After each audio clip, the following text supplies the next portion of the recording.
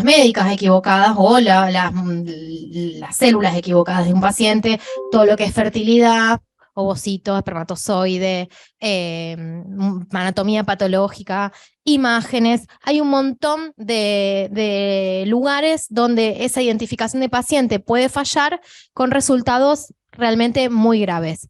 A su vez, nuestros pacientes están dormidos, así que nosotros ahí tenemos que optimizar y asegurarnos todo de antemano. De comunicación efectiva podemos hablar un montón. Hay muchísimo para hablar, da para muchas charlas, da para un taller. La realidad es que nosotros interactuamos con una gran cantidad de personas en nuestro acto médico, tanto con el personal adentro de quirófano, enfermero, instrumentador, el cirujano, el paciente, la persona que trae el paciente, hacia dónde va el paciente, y a su vez tenemos la comunicación de malas noticias, cuando las cosas no salen bien, la comunicación nuestra en el contexto de una crisis o de un paro, de un cuadro de anafilaxis, en el cual la comunicación obviamente no va a ser la misma que tenemos en una cirugía programada cuando todo viene bien. Y lo que sí me llamó la atención, que tenemos un elemento más que no nos debemos olvidar, es que cuando me puse a buscar titulares para hacer un poco más atractivo todo este tema, encuentro que por ejemplo, el diario El País tiene una pestaña entera dedicada a errores médicos donde ellos juntan todas las noticias que tienen que ver con errores en medicina. Lo mismo que TN en Argentina también tiene un apartado que bajo el título de mala praxis, donde podemos encontrar todos los artículos de mala praxis que van juntando conforme pasa el tiempo. De maneras que también tenemos, cuando algún hecho grave ocurre, tenemos la exposición mediática y cómo se maneja esa información en los medios, y a su vez, desde ahí se construye la mirada que tiene la gente hacia nosotros. Entonces es un detalle no menor. Todo lo que nosotros trabajemos en hacer las cosas bien va a tener múltiples beneficios en esto también. Error en medicamentos es también un tema que viene haciendo punta y viene interesando a todos los gobiernos, a todas las organizaciones. En una de cada 133 anestesias se comete un error en medicamentos, eso es más o menos la estadística. Con esto no quiero decir que haya un error grave, pero sí pasa una infradosificación, un antibiótico que se omite, un antibiótico equivocado, de ahí a cosas mucho más graves que pueden ocurrir. Tenemos la problemática también de que tenemos una ANMAT que no tiene una regulación dentro de lo que es las ampollas ni el color de la medicación. Entonces, de repente tenemos lotes de ampollas que van cambiando conforme cambia la licitación de los lugares donde nosotros trabajamos, y a su vez tenemos ampollas que tienen acciones completamente opuestas o peligrosas que son exactamente iguales o muy parecidas. Acá un ejemplo, rocuronio, que es una medicación potencialmente peligrosa, con una ampollita de cloruro de sodio, que muchas veces las encontrás mezcladas en los cajones. También, bueno, errores de medicación, tenemos 1000 ejemplos. ¿Y qué le agregamos nosotros? Que el cirujano le molesta la luz y nos piden que le bajemos las luces para ver mejor la pantalla, que a veces estamos en un cuadro crítico donde no nos dan las manos para cargar las drogas, hacer las ampollas, que estamos cansados, que trabajamos de noche, que algunas veces pasa que nos toman la guardia, entonces no es la misma persona la que empieza que la que termina la anestesia, y la problemática de las ampollas que ya la venimos charlando. Este es el listado de medicación de alto riesgo que propone nuestro país en el Manual de Seguridad del Paciente, de todo el vademecum que tiene la Argentina en medicación. Estos son los que ellos catalogan como medicación de alto riesgo. La medicación de alto riesgo son aquellos medicamentos que cuando uno comete un error tiene una probabilidad muy alta de provocar complicaciones graves o incluso la muerte del paciente. ¿Cuáles son estos medicamentos? Anticoagulantes, heparina, opiáceo, ansiolíticos, insulina, los electrolitos, potasio, magnesio, calcio, sodio, metrotexate y lo que son medicación oncológica, soluciones epidurales y vasoactivos. Me parece que nos suenan a nosotros la medicación de alto riesgo, que dice Nación que son peligrosos, es la medicación que nosotros manipulamos todos los días. Entonces, es un tema al cual nosotros tenemos que reforzar, empezar a prestar atención y ponernos a ver cómo podemos mejorar y disminuir los errores en medicamentos. el lema de la Organización Mundial de la Salud para el Día Mundial de la Seguridad del año pasado, del 17 de septiembre, fue justamente minimizar los daños en medicamentos, medicación sin daño. Prevención de caídas es también, nuevamente, parece una obviedad, pero nosotros estamos con pacientes que están de paso, que vienen desde otro lugar, se transportan en una camilla y luego los dormimos y los ponemos pata para arriba, pata para abajo, con Trendelenburg. Los cambiamos de posición en decúbito lateral durante la cirugía, luego los despertamos, los movemos de camilla, los trasladamos por un ascensor que no siempre funciona o donde podemos, y después, una vez que se despiertan de la anestesia, los mandamos a caminar. O sea que fíjense si a nosotros no nos interesa todo lo que sea asociado a prevención de caída, no es un tema que nos compete muy de cerca. Todo lo que es seguridad en el proceso de atención, nosotros trabajamos en un ambiente muy complejo, interactuamos con tecnología, estamos expuestos a riesgos biológicos, a fuego, a riesgos químicos, tenemos condiciones ergonómicas muchas veces desfavorables, y a su vez, y no menor, todo aquello que ocurre en seguridad nos convierte a nosotros en segundas víctimas. Realmente cuando ocurre un incidente en anestesiología suele ser grave y realmente la pasamos muy mal. La persona la pasa muy mal, todo el equipo la pasa muy mal, tiene un costo económico muy grande, tiene costos profesionales, emocionales, psicológicos. Entonces, si trabajamos en disminuir la probabilidad de que ocurran eventos desfavorables, vamos a trabajar en muchas mejores condiciones. La prevención de infecciones asociadas al cuidado de la salud, que es un tema que también se le está dando muchísima importancia por la gran prevalencia de infecciones que estamos teniendo, son aquellas infecciones que surgen directamente asociadas al proceso sanitario, es decir, esa persona no estaba enferma, no tenía ningún cuadro infeccioso, se internó por cualquier motivo y hizo una infección asociada al cuidado de la salud. Estas infecciones están asociadas a un ineficiente cuidado de manos, a un insuficiente uso de equipos de protección personal, a la higiene respiratoria, generalmente en pacientes intubados y en respirador, que también nos compete directamente, y en las prácticas de inyección segura. Nuevamente, ¿cuántos de nosotros se lavan las manos en los 5 momentos que indica la Organización Mundial de la Salud? ¿Cuántos respetamos a rajatabla el cuidado y en la manipulación de catéteres? ¿Y cuánto hemos nosotros también relajado la guardia después de que nos pusimos tantos equipos de protección personal y ahora estamos en una situación sanitaria distinta? Es algo como para pensar. Bueno, y ahora les vengo a mencionar lo que nos dice la Declaración de Helsinki, que particularmente hizo un apartado del rol del anestesiólogo en la seguridad de los pacientes. La Declaración de Helsinki es algo más de lo que nosotros escribimos en la tesis ¿se acuerdan que nosotros todos en la tesis hicimos investigación basada en los principios de la Declaración de Helsinki? La verdad es que pocos nos ponemos a pensar de qué se trata. La realidad es que es un ente que, digamos, es una declaración que regula los principios éticos que deben guiar toda la práctica médica, incluida la investigación. Y a su vez la declaración en seguridad en anestesiología es un hito para promover los cuidados perioperatorios seguros. Los temas de los que habla esta declaración tienen que ver con temas que nosotros tenemos y manejamos habitualmente. Muchos son los que hablamos anteriormente, coinciden con las metas de la OMS, otros coinciden con los que son los manuales de crisis, no lo quiero leer para no hacerlo tan prolongado. El uso de listas de verificación, chequeos, ayudas cognitivas, todo lo que es normas de monitorización básica lo regula la Declaración de Helsinki, y también reportes anuales de morbo y mortalidad y auditorías y reportes de incidentes. Esta declaración se firmó en junio del 2010 y en 2020 se hizo una revisación de la misma, cuando se cumplieron los 10 años, y se hizo una auditoría de lo que se venía haciendo y se hicieron propuestas de cómo seguir trabajando.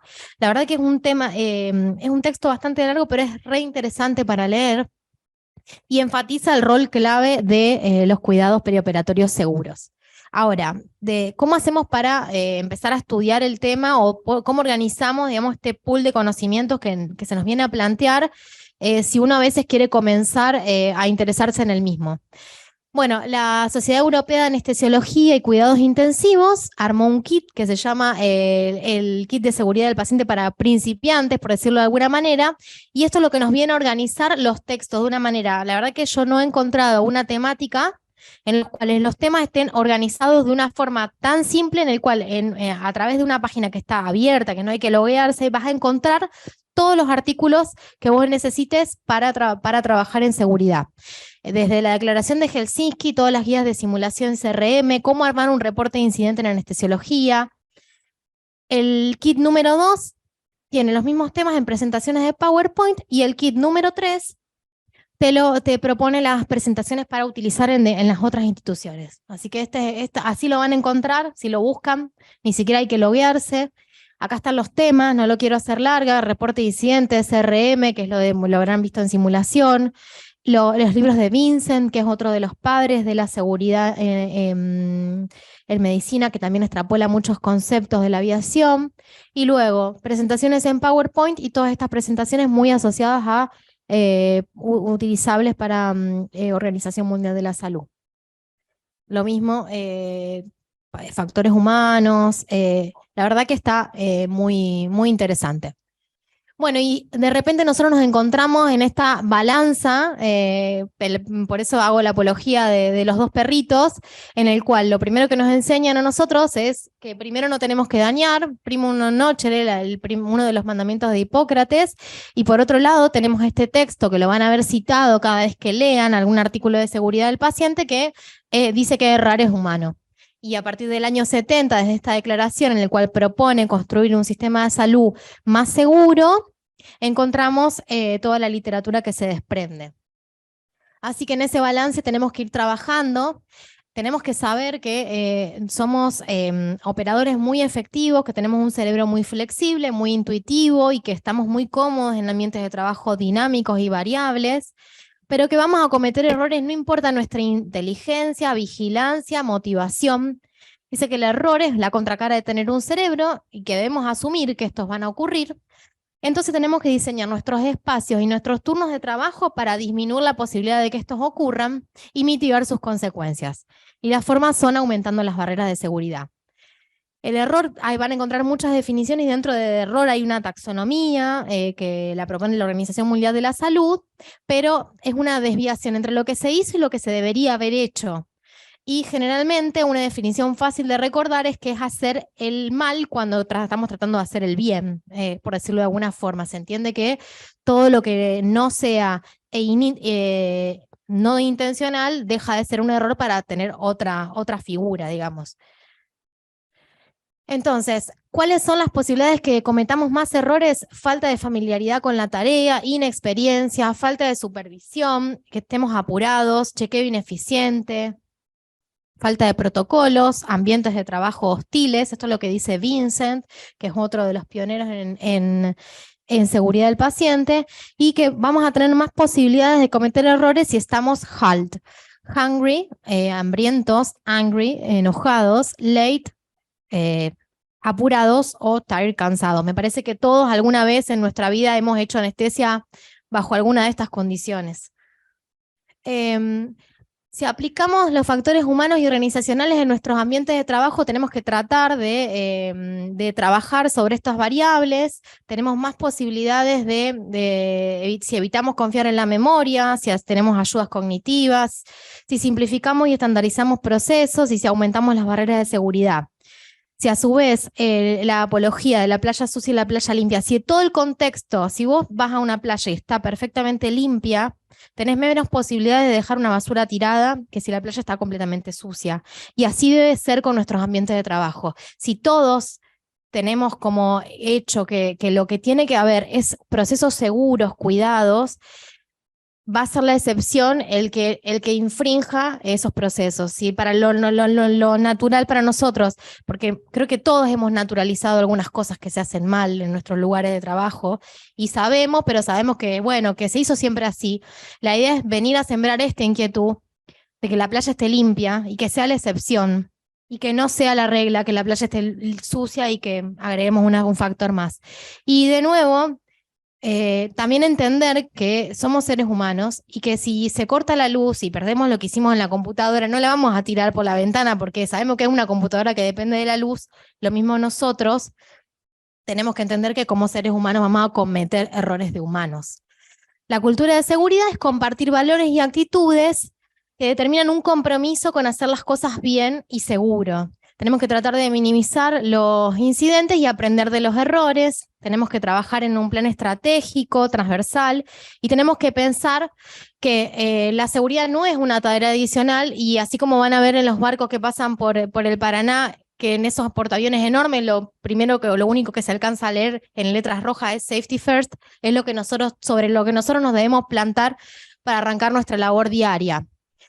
Los enfoques punitivos han demostrado fracasar, no han servido para mejorar. Nosotros tenemos un enfoque muy punitivo, lamentablemente, en lo que es nuestro sistema de salud, y lo que tenemos que tratar de corrernos es hacia una cultura justa, donde se pueda aprender de los errores, donde no se asigne culpa y donde sí las acciones de sabotaje o de riesgo imprudente e irrazonable sí sean condenadas. Bueno, lo mismo, en una cultura de seguridad vamos a tener que una colaboración desde abajo hacia arriba y desde arriba hacia abajo. O sea, necesitamos una gestión desde los directivos y jefes que tomen decisiones que estén alineadas en lo que es seguridad del paciente, y a su vez tenemos que escuchar al operador de primera línea, que le llaman, que es el que probablemente nos vaya a decir qué es lo que va a salir mal. Cuando pasa algún accidente en algún lugar, generalmente la receta, los ingredientes del desastre ya estaban todos ahí. Entonces vos te pasa algo en tal lado y vos decís, y sí, era obvio, nosotros veníamos diciendo que esta baranda, que la guillotina no andaba, que el ascensor se rompía, que entonces todos sabemos, sobre todo el que está, el operador de primera línea, sabe qué es lo que es, cuáles son las fallas del sistema. Entonces es importante darle voz para que puedan aplicar, y a su vez, si vamos a reportar, es importante que haya una devolución. O sea, si vamos a proponer algún sistema de reporte de incidente y vamos a corrernos de lo que es punitivo, tenemos que tomar el compromiso de hacer una devolución y que no quede en la nada o como un espacio de catarsis. Los factores humanos y organizacionales trabajan en el diseño de los espacios de trabajo para minimizar las limitaciones de las performances de los trabajadores. Y bueno, ahora le voy a dejar la palabra a Federico, que nos va a contar un poco lo que hicimos en nuestro hospital.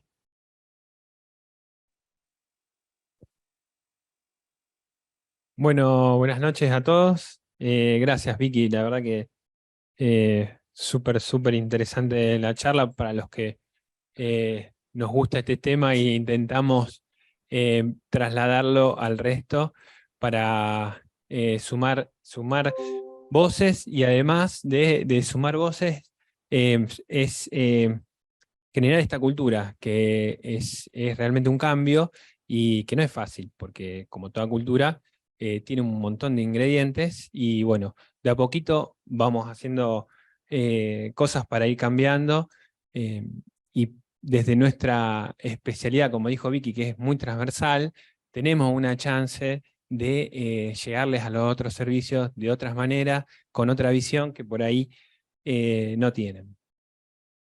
Bueno, yo brevemente voy a hablar de nuestro hospital provincial, de qué acciones en concreto se fueron realizando en el último tiempo, y creo que una de las cuestiones más importantes y bien uno de los conceptos a tener en cuenta es que uno tiene que ir paso a paso implementando barreras de seguridad, ¿sí? No vamos a ir desde abajo hasta arriba en una sola acción. Son muchísimas acciones que se van tomando para ir mejorando esto, y como dice Vicky, después uno ya está en ese camino y es más difícil desviarse, ¿sí? Cuando se crean ese tipo de circuitos. Por ejemplo, en concreto en nuestro hospital ya se avanzó con el protocolo de identificación de pacientes, que comenzó con los pacientes quirúrgicos, de a poco se va trasladando al resto de los pacientes de todo el hospital, pero hasta hace poco ningún paciente del hospital estaba identificado, ¿sí? Con consecuentes errores en la administración de medicación, en error de quién baja a quirófano, quién sube, dónde está la carpeta. Aunque esto parezca algo pequeño, es un gran paso saber a quién tenemos enfrente, ¿no? Bien, Otras de las cosas que habló Vicky, que es el tema de la prevención de caídas. Por suerte ahora se cambiaron bastantes de las camillas que eran de traslado, colocando barandas que antes no tenían. Nosotros por ahí terminamos la cirugía, el paciente queda en la unidad de recuperación o quedan en el pasillo previo a subir al bloque de internación y no había barandas. Y por ahí los descuidos, un paciente que se está recuperando de una anestesia, es muy probable que se mueva, que no sepa dónde esté, y si no tiene nadie al lado y no tiene una baranda, ese paciente es muy, digamos, está al borde de tener una caída, ¿no? Y bueno, otra de las cosas que también se hicieron, bueno, a modo de empezar a difundir esto, que fue el Día del Mundial de la Seguridad del Paciente, se iluminaron de color naranja muchos edificios de la ciudad, inclusive el monumento, el Día Mundial de la Seguridad, por supuesto los hospitales, tuvimos también un evento con la ministra de Salud, donde se colocaron y se repartieron pulseras identificatorias. A partir de ahí ya empezó con digamos, el puntapié para comenzar a identificar los pacientes, ¿sí?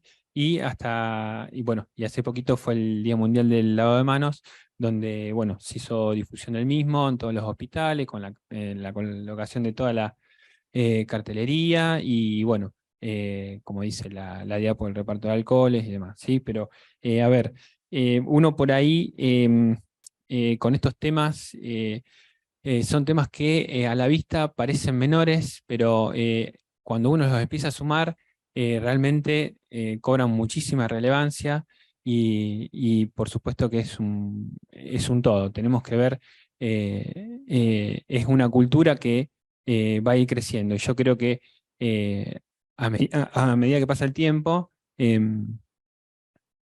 vamos tomando más conciencia porque todos vemos las cosas que pasan dentro del hospital. Porque a todos nos pasan cosas, todos los servicios tenemos incidentes, todos tenemos problemas, hay que saber identificarlos, hay que saber reconocerlos, como dijo Vicky, no con un carácter punitivo, sino para que esto sea una mejora en la atención al paciente, ¿sí? Y nosotros que después cargamos con toda la cuestión psicológica, miedos, angustias, esa es la parte que después nos toca a nosotros. Bien, entonces, seguimos. Una de las cosas que creo que por ahí fue, creo que es muy importante, en nuestro hospital no había consultorio prequirúrgico brindado por anestesiólogos, ¿sí? Lo llevan a cabo anestesiólogos residentes de primer año. Esto lo pudimos cambiar junto con la dirección médica a raíz de muchísimos eventos y muchísimos problemas, como suspensión de cirugías por mala preparación de los pacientes, porque estaban preparados, estaban vistos por personas no capacitadas que están en un proceso de aprendizaje, ¿sí? Pudimos cambiar eso y empezamos a ver los resultados. Los pacientes llegan mejor preparados a la cirugía, ¿sí?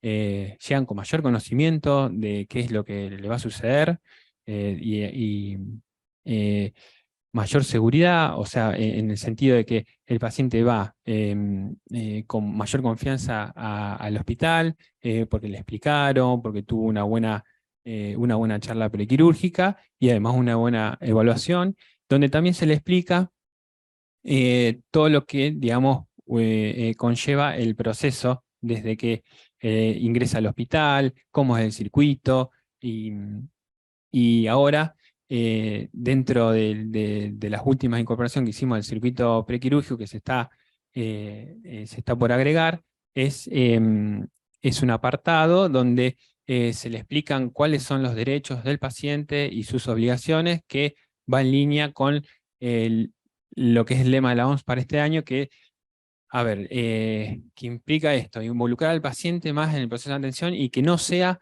solo nuestra responsabilidad, como que el paciente viene y toda la responsabilidad es nuestra. No, el paciente tiene sus obligaciones, que son tal, tal, tal, que están escritas, son todas las recomendaciones que nosotros les damos y se las vamos a dar por escrito, cómo tiene que venir al hospital, qué es lo que tiene que hacer, tiene que tener conocimiento pleno del procedimiento que se le va a realizar. La gran mayoría de los pacientes que vemos en el hospital, que se sientan en el consultorio, no tienen idea cuál es el procedimiento, qué cirujano lo va a operar, bajo qué técnica.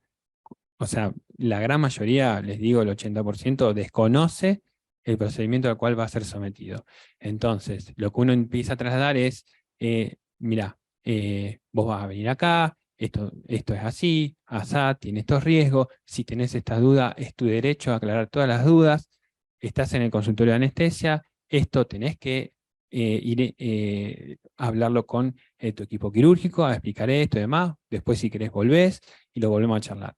¿Sí? Eso es fundamental porque el paciente tiene que saber, digamos, a qué procedimiento va a ser sometido y cuáles son los riesgos y beneficios.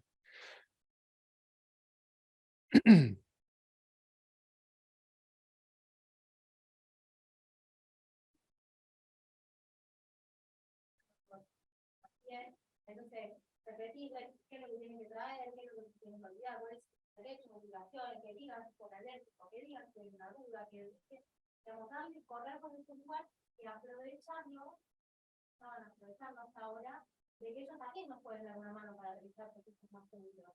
Y a su vez seguir trabajando con todo lo que son las organizaciones de sistemas familiares, también están interesados en integrar comités, están interesados en integrar los comités de seguridad, de riesgo.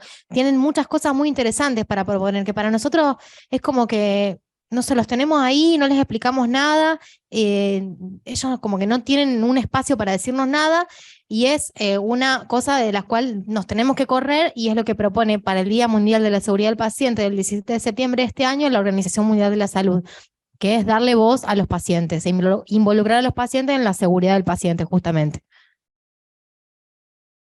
Bien, y bueno, por último, comenzamos a trabajar con el tema de la medicación, ¿sí?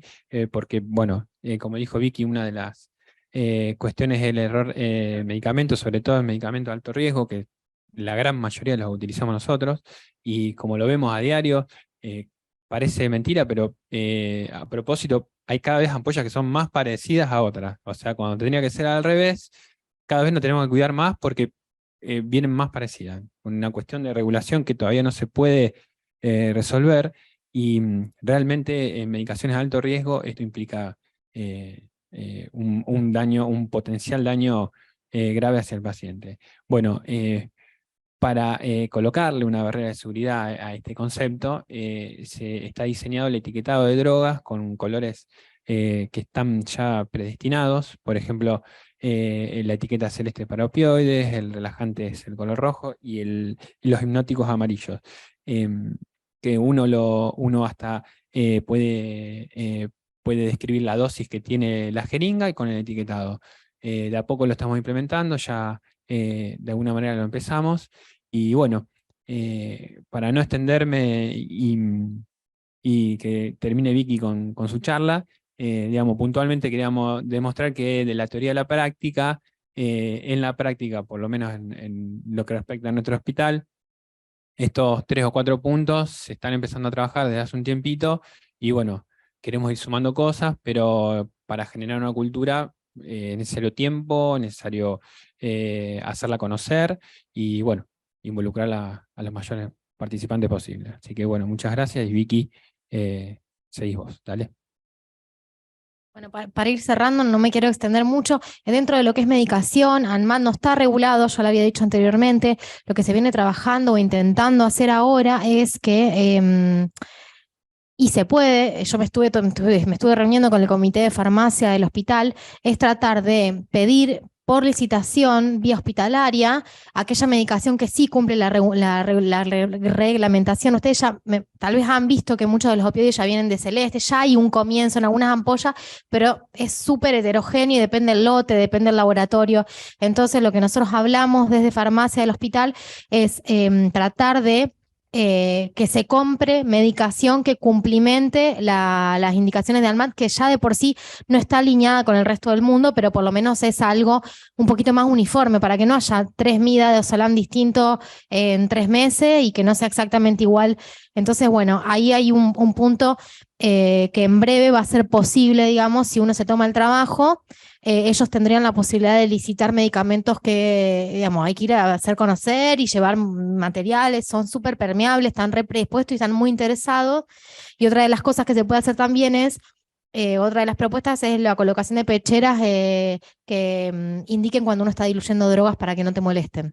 A nosotros por ahí pasa, o en los office de enfermería, o incluso para nosotros, poner algún tipo de indicador para que no te interrumpan en el momento que vos estás diluyendo nora y demás, para que la tarea se realice con la mayor responsabilidad posible. Y luego el rotulado es siempre rotulado y luego posterior cargado de la medicación.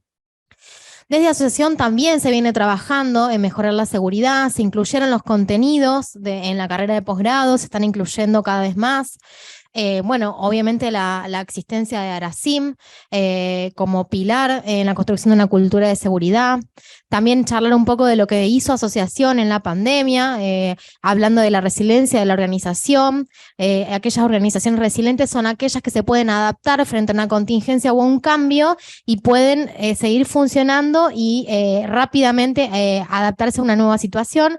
Fue lo que ocurrió en la pandemia. Ahí ARA salió con material audiovisual que fue referencia para nosotros y para muchas otras especialidades. Se propusieron escenarios de simulación mientras que las restricciones lo permitieron, con elementos innovadores y adaptados rápidamente a la minimización de la generación de aerosoles. También hubo especialistas en simulación que se abrieron a la comunidad y que dieron talleres a personal de terapia intensiva, médicos de guardia, que trabajaron en conjunto también con el Colegio de Médicos, prestaron cabezas para intubar, prestaron, digamos, su tiempo para colaborar desde lo social a construir una cultura de seguridad en ese contexto tan adverso. Y también tenemos la posibilidad de decir que la mayoría, digamos, todos nuestros hospitales formadores cumplimentan el equipamiento que recomienda la Declaración de Helsinki, que tenemos un aprendizaje supervisado. Los anestesiólogos, ustedes hablan con otros residentes y pueden ver que no en todas las especialidades se cumple, y se sigue con la reglamentación un paciente, un anestesiólogo. ¿Qué es lo que se viene? Lo que se sugiere en todos lados, ya Declaración de Helsinki, Organización Mundial de la Salud, el Manual de Seguridad del Paciente del Ministerio de Nación, la provincia por decreto propone trabajar con comités de seguridad de los pacientes en las instituciones, de tener sistema de reporte de incidente, de tratar de aprender de los errores. Esto es lo que se viene, digamos, en todos lados viene sonando lo mismo. Y de manera que Rosario se alinea con la Federación Argentina de Anestesia, Analgesia y Reanimación para constituir un comité de riesgo y seguridad del paciente. En este momento, los que están integrando el comité, hay un representante de ARBA, que es la doctora Delas, un representante de la Sociedad Platense, que es el doctor Marcheschi, y desde Rosario el doctor Traglia, que viene trabajando también de hace mucho tiempo en lo que es seguridad del paciente. Y a raíz de este comité se propone, alineándonos con Federación, desde ARA Rosario, la conformación de comisiones de seguridad del paciente que van a funcionar en los 3 hospitales formadores: la doctora Baula en el Hospital Eva Perón, la doctora Floco en el Hospital Centenario, y yo estaría colaborando desde el Hospital Provincial. Bueno, ahí les muestro algunas imágenes de lo que fue la iluminación del monumento el año pasado, en conjunto con la provincia, con el Colegio de Médicos, con la ministra, con los farmacéuticos también que colaboraron. Y bueno, damos por finalizada la charla para empezar un viernes. Damos fin a las actividades académicas, suficiente por hoy. Espero que el tema les haya interesado. Yo sé que es difícil, que por ahí no es lo que más gusta. Lo traté de hacer lo más ameno posible, lo charlamos con Fede, así que bueno, espero sembrar una semilla para cambiar la cultura y para que infringir lo que está bien sea la excepción y no la regla, porque muchos de nosotros sabemos que tenemos cosas para mejorar. Así que bueno, gracias a todos, chicos.